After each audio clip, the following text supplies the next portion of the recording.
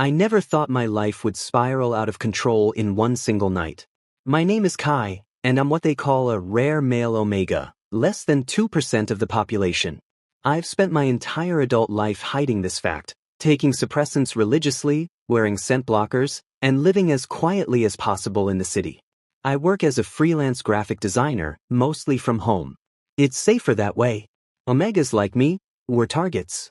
The black market trade, the illegal bonding rings, the alphas who think we're exotic prizes. I've heard all the horror stories. But that night, everything went wrong. My suppressants failed. I felt it coming during a late-night coffee run. The heat creeping under my skin, the desperate ache, the overwhelming scent I could no longer contain. Panic clawed at my throat as I stumbled away from the cafe, trying to make it home. I barely made it into an alley before my legs gave out. That's when he found me. The scent hit me first, dark cedar and gunpowder, overwhelming and intoxicating. I looked up to see a man standing at the alley's entrance, his eyes gleaming red in the dim light. An alpha. A powerful one. Everything about him screamed danger, the sharp cut of his suit, the predatory way he moved, the controlled violence in every step. Every instinct in my body screamed to run, but the heat made me weak. Please, I whispered, though I wasn't sure what I was begging for. Distance? My mind was too foggy to know. He crouched down, and I could see his face clearly now, sharp jawline, dark hair, eyes that looked like they'd seen too much. His presence was overwhelming, suffocating. You're in heat. Alone. Do you have any idea what could happen to you? His voice was rough, controlled, but I could hear the edge in it. He was fighting his instincts too. I tried to push him away, but my body betrayed me, arching toward him instead. Just leave me alone. I can't do that. His jaw clenched. There are 3 other alphas at the end of this alley. They can smell you. If I leave, they won't be as restrained. Terror cut through the heat-induced haze. He was right. I could hear them now, voices, footsteps, getting closer. He pulled out his phone, made a quick call. Marco. East Side, near 5th. Now. Within minutes, a black car pulled up. He lifted me easily, too easily, and I was too far gone to fight. The door slammed shut, blocking out the angry shouts of the other alphas. Where are you taking me? I managed to ask. Somewhere safe. The last thing I remember clearly is being carried into a penthouse, the city lights blurring through floor-to-ceiling windows. Everything after that comes in fragments. His hands, surprisingly gentle as he helped me to a bed. His voice, low and steady, talking me through it. The overwhelming sensation of being close to him, needing him in a way that terrified me. And then the bite. I remember that clearly. The sharp pain that melted into something else entirely. The feeling of a bond snapping into place, connecting us in a way that felt both terrifying and inevitable. When I woke up, sunlight was streaming through unfamiliar windows. My body ached, but the heat was gone. I was alone in a massive bed, wearing a shirt that wasn't mine, smelling like cedar and gunpowder. He was gone. I found my clothes folded neatly on a chair. Next to them, a note on expensive cardstock. You're safe. Don't look for me. My hand went to my neck, touching the bite mark that was still tender. A bond mark. Permanent. Undeniable. I'd been bonded to a complete stranger. I should have been angry. Terrified. But all I felt through the new bond was distance, like he was deliberately pulling away, trying to sever something that couldn't be severed. I left the penthouse in a daze, taking the elevator down to a lobby where a man in a suit, Marco, I assumed, handed me an envelope without a word. Inside was cash and a business card with a single phone number. If you need anything, Marco said quietly, medical care, protection, anything, call that number. Who is he? I asked. Marco's expression didn't change. Someone who's trying to do the right thing for once. I went home, tried to return to normal. But the bond mark wouldn't fade, it never would. Every night I could feel him through it. Distant emotions that weren't mine. Cold rage, calculated focus, and sometimes loneliness. For weeks later, I stared at the positive pregnancy test in my bathroom, hands shaking. I was bonded to a stranger, pregnant with his child. And I had no idea how to find him, or if I even should. The note said not to look for him. But as I touched my stomach, feeling the first flutter of something that might have been fear or hope or both, I realized that choice might not be mine to make. Some bonds can't be broken. Some consequences can't be avoided. And some nights change everything. 2 months pregnant, and I was still trying to process my new reality. The bond mark wouldn't fade, it never would. Every night I could feel him through it. Distant emotions that weren't mine. Cold rage, calculated focus, and sometimes loneliness that mirrored my own. I tried to move on. I really did. But the pregnancy was getting harder to hide, and the bond made it impossible to forget him. Sometimes I'd wake up in the middle of the night, gasping, feeling phantom pain that belonged to him. Whatever he was doing, wherever he was, it was dangerous. Then one night I saw his face on the news. I'd been making tea when his photo flashed across the screen. My mug slipped from my hand, shattering on the floor. Dante Moretti, suspected head of the Moretti crime family. Wanted in connection with illegal arms dealing, racketeering. The reporter's voice faded into white noise. I couldn't breathe. Couldn't think. The man I'd bonded with, the father of my child, was MAFIA. I should have run. Packed my bags and disappeared. But where could a pregnant Omega go? And the bond? God, the bond made my chest ache with the need to see him again, even knowing what he was. I lasted 3 days before my decision was made for me. I was leaving my apartment, heading to a doctor's appointment, when a hand grabbed my arm. Kai-chin. 2 men in dark suits. Not police, something worse. The way they looked at me, assessing, calculating, I knew exactly what they were. Alphas. Dangerous ones. Mr. Volkov would like to speak with you. I'd heard that name in the news reports about Moretti, a rival family. I don't know any Volkov, I said, trying to pull away. My heart was racing. You have the wrong person. The taller one smiled, and it made my blood run cold. We know about your condition, and we know who the father is.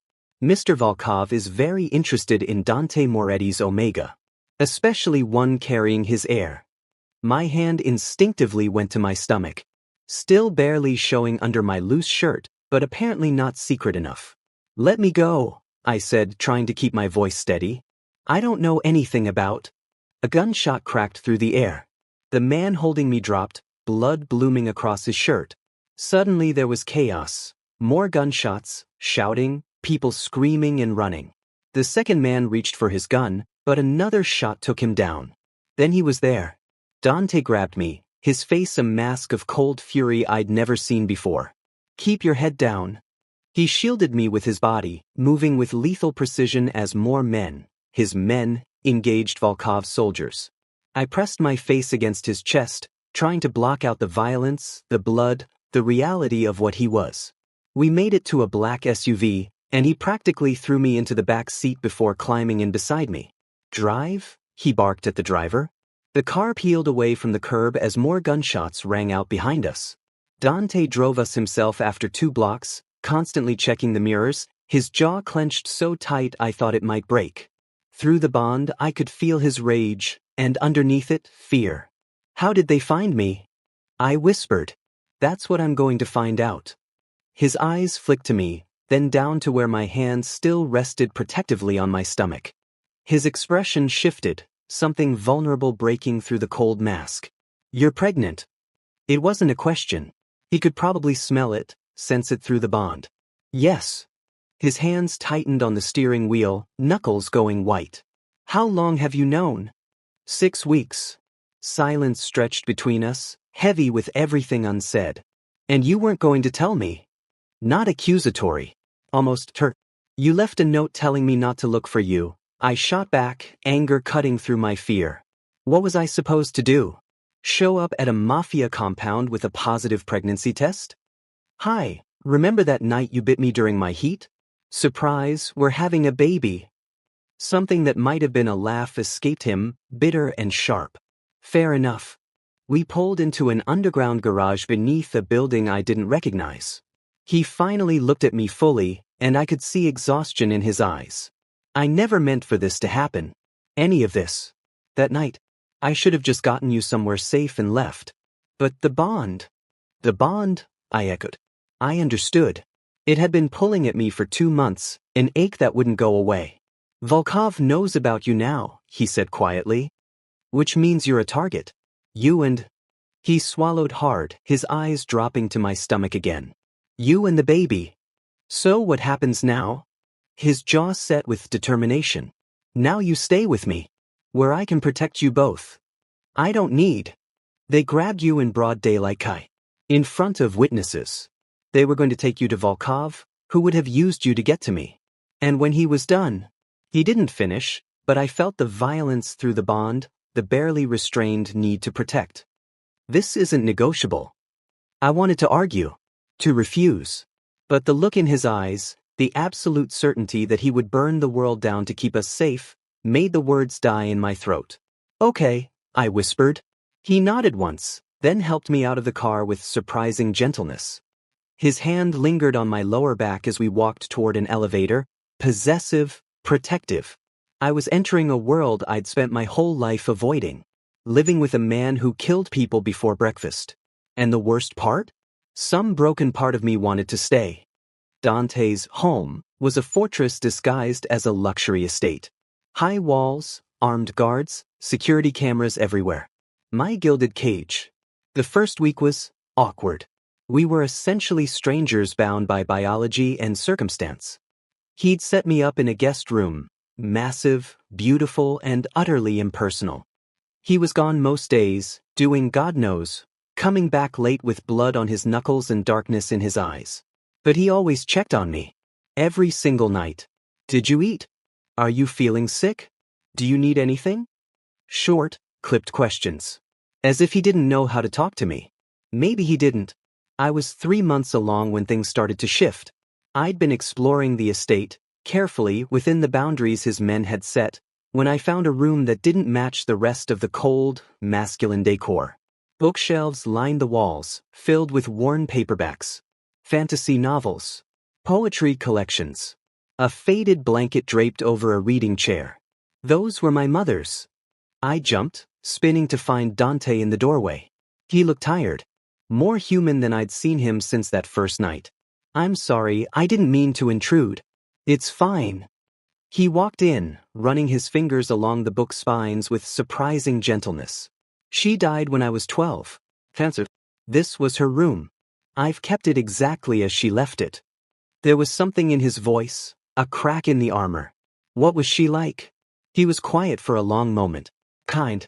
Too kind for this world. Too kind for my father. He turned to me, and for the first time, I saw past the ruthless alpha to the person underneath. She was an omega too. Is that why you? I touched the bond mark on my neck. I didn't plan it. He moved closer, and I could feel the pull between us intensifying. But when I found you in that alley, something in me just knew that I couldn't let anyone else touch you. That you were mine to protect. I'm not a possession. I know. His hand lifted, hesitating before gently touching my stomach. I could feel him trembling. But this, our child, I never thought I'd have this. Someone to protect who wasn't part of this world. They will be, I said quietly, part of your world, whether we like it or not. No. The word was fierce. I'll find a way out. For them. I don't want this life for my family. Family. The word hung between us, fragile and terrifying. That night, he asked if he could stay with me, not in a sexual way, just present. We lay in bed, talking in the dark. He told me about his mother, about being forced into the family business at 13, about the things he'd done to survive. And I told him about being a rare omega, about hiding my entire life, about the fear and the loneliness. You don't have to hide here, he whispered. Not from me. Something in my chest loosened. Over the next month, we found a rhythm. He taught me self-defense. Just in case, he said, though we both knew his protection was suffocating and complete. I introduced him to my design work, and he seemed genuinely fascinated. He started coming home earlier, eating dinner with me, reading to my growing belly in Italian, stories his mother used to tell him. I was falling for him. The real him. The man who left origami cranes on my pillow when he had to leave early. Who learned to make the specific ginger tea that helped my morning sickness. who woke up from nightmares and instinctively reached for me, making sure I was safe. But the violent world outside kept intruding. 4 months pregnant, and I watched through the window as Dante executed a traitor in the courtyard. Efficient. Terrifying. The man begged, pleaded, and Dante's face remained emotionless as he pulled the trigger. He found me later, still shaking in the library. You saw. I nodded, unable to speak. This is who I am, Kai. This is what I do. There was no apology in his voice, but I could feel the conflict through the bond. If you want to leave. I can't leave. I turned to face him. We're bonded. I'm carrying your child. Volkov and God knows who else want to use me against you. Where exactly would I go? I could send you somewhere safe. New identity. You and the baby could. No. The word surprised both of us. I don't want that. Even knowing what I am? I stepped closer, placing my hand over his heart. It was racing. I know what you are. I also know you wake up checking that I'm still breathing. That you've read every pregnancy book in existence. That you cry when you think I'm asleep and feel the baby kick. He looked away, jaw tight. Weakness. In my world, that's human, I interrupted. It's human, don't. And maybe that's what we both need to remember. That underneath everything, the biology, the violence, the fear, we're just two people trying to survive. He kissed me then, desperate and gentle and terrifying in its intensity. The bond flared between us, finally complete in a way it hadn't been since that first night. I love you, he whispered against my lips. I don't know how it happened, but I do. I know, I said, because I could feel it through the bond. Had been feeling it for weeks. I love you too. But even as I fell asleep in his arms that night, his hand protective over my stomach, I couldn't shake the feeling that our fragile peace was about to shatter. The attack came when I was 5 months pregnant. I should have seen it coming. Dante had been tense for weeks, taking calls at odd hours, doubling security. But I'd gotten comfortable. Stupidly, dangerously comfortable. It was 3 a.m. when the explosion started. Dante was on me instantly, covering my body with his as the windows shattered. Stay down. Gunfire. Screaming. The acrid smell of smoke filling my lungs. Volkov. I gasped. Worse. My uncle. His face was grim as he pulled me up, leading me toward a hidden door I'd never noticed. He's staging a coup. Wants control of the family. Why now? He didn't answer, but I felt it through the bond, guilt, thick and suffocating. He found out about you. About the baby. Thinks I've gone soft. The hidden passage led to a garage. Dante's second-in-command, Marco, was already there with a car running. Boss, they've breached the east wing. We need to move. Before we could reach the car, they found us. Dante's uncle, Lorenzo, stepped out of the shadows with 6 armed men. He looked so much like Dante, but where Dante had warmth beneath the ice, Lorenzo was empty. Nephew. His smile was cruel. And this must be the Omega whore who's been distracting you from business. Dante moved in front of me, gun already drawn. Walk away, Lorenzo. This doesn't have to end bloody. Oh, but it does. Lorenzo's eyes fixed on me, predatory. You've broken every rule. Bonded with an Omega. Gotten him pregnant. Started talking about getting out. Did you really think I'd let you destroy our family legacy? The family is already destroyed, Dante said coldly. I'm just trying to save what matters. The only thing that matters is power. Lorenzo raised his gun. Kill the Omega. Let's see how soft my nephew really is. Everything happened at once. Dante fired, taking down 2 of Lorenzo's men. Marco grabbed me, pulling me toward cover as bullets filled the air. I felt one graze my arm hot and sharp, and my scream cut through the chaos. Kai! Dante's roar was primal. I'd never felt such rage through the bond. It was suffocating, terrifying, protective. Through the smoke and violence, I watched him transform. This wasn't the man who read to my belly. This was something else entirely. He moved like death itself, each shot precise, each movement calculated. When Lorenzo tried to reach me, Dante shot his own uncle through the shoulder, closing the distance before he could recover. You threaten my mate, Dante said, voice dead calm. My child. Did you really think I wouldn't burn this entire organization to the ground for them? You've already destroyed it. Lorenzo spat blood. For what? An Omega? A baby? You're weak. No. Dante pressed the gun to Lorenzo's head. I finally found something worth being strong for. The shot echoed. I should have looked away. But I couldn't. This was the man I'd bonded with. The father of my child. Capable of such violence, such darkness. And still, through the bond, all I felt was his desperate need to keep us safe. The aftermath was messy. I spent 2 days in a private hospital while my arm healed and doctors monitored the baby. Dante never left my side. Didn't sleep. Barely ate. Just kept his hand on my stomach, feeling for movement. I'm getting out, he finally said. I mean it. I have enough money. Enough leverage to keep us safe. I'm done. Dante, I almost lost you. His voice cracked. Both of you. Because of my world, my choices. I won't risk it again. It took 3 months to extricate himself. 3 months of negotiations, threats, careful deals. 3 months of me growing bigger, the baby becoming more real with every kick. We were 7 months along when Dante finally closed the last deal. We're free, he said, almost disbelieving. We can go anywhere. Be anyone. Who do you want to be? I asked. He pulled me close, hands splayed over my very pregnant belly. Your mate, our child's father. Just, not Moretti. Not boss. Just me. I think I'd like to meet him. We left the city that night. New names. New lives. A small coastal house where no one knew us, no one cared about our past. The baby, our daughter, was born on a stormy night with just a midwife and Donda holding my hand, tears streaming down his face as he counted her tiny fingers. Luna, he whispered. After my mother. She had his dark hair and my eyes.